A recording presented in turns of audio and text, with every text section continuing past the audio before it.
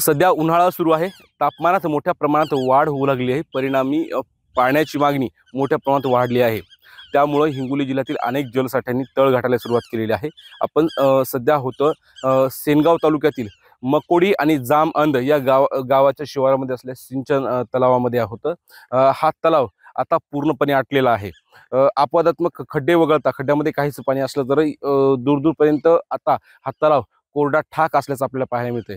या तलावावर जवळपास असलेले शेतकरी उन्हाळी पिकं घेत असतात। त्याचबरोबर काही नागरिकांचं जे ते पिण्याचं पाण्याचं नियोजन सुद्धा याच तलावाच्या भरोशावर असतं।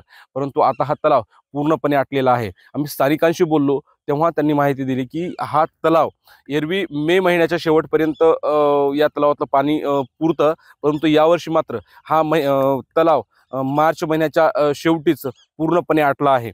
त्यामुळं या ठिकाणी जे शेतकरी आहेत त्या शेतकरी जे उन्हाळी पिकं घेत असतात ते उन्हाळी पिकं काहीशी धोक्यात आलेले आहेत।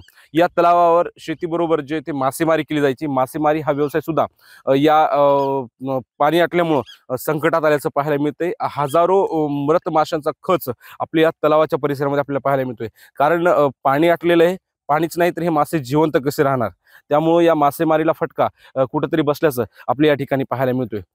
उन्हाळा सुरू झालेला आहे। तीव्र तापमानाचे एप्रिल आणि मे हे 2 महिने बाकी आहेत, परंतु त्यापूर्वीच अशा पद्धतीने तलाव आटलेला आहे, तलावातील मासे मेलेले आहेत।